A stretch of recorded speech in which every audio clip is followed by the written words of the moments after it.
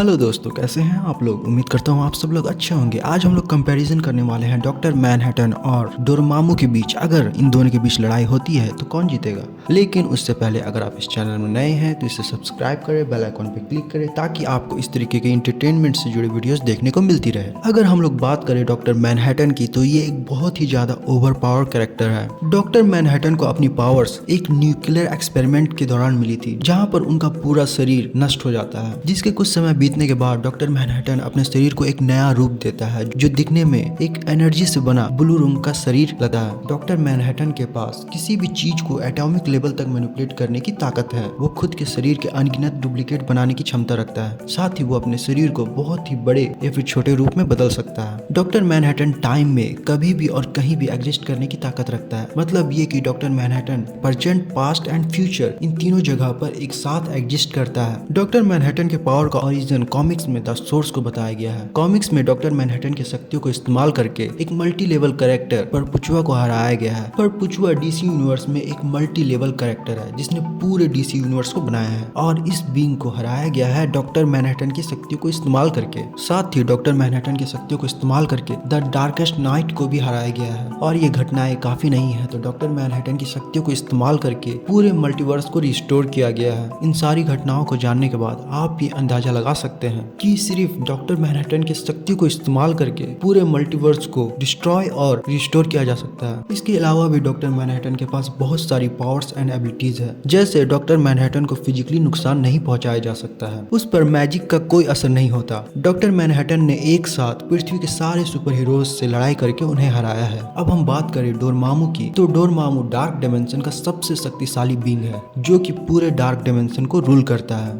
Doraemon के पास flames of Regency की power है, जिसका इस्तेमाल करके उसने एक बार इटर्निटी को कैद कर लिया था उसके सबसे कमजोर अवस्था में। डोरेमोन काउंटलेस एवेंजर्स को हरा पाया है और ओडिन को टो टू टो टक्कर दे पाया है। डोरेमोन इतना ज्यादा पावरफुल है कि मेफिस्टो भी उससे डरता है, और आप सभी जानते हैं मेफिस्टो की ताकत को लगभग ओडिन के बराबर बताया गया है। डोरेमोन के पास पूरे डार्क डायमेंशन को मैनिपुलेट करने की ताकत है, और डोरेमोन ने यह भी कहा है कि वो सेलेस्टियल तक को हरा सकता है। डोरेमोन ने इटर्निटी को कैद करके एक पूरे यूनिवर्स को अपने शेप के आधार पर बनाया था, और जहां तक कॉमिक्स को देखा जाए तो ये डोरेमोन की अब तक की सबसे बड़ी फीट है। तो अब सवाल ये उठता है कि डोरेमोन और डॉक्टर मैनहट्टन में ज्यादा पावरफुल कौन है। अगर इन दोनों के बीच कभी लड़ाई होती है तो कौन जीतेगा।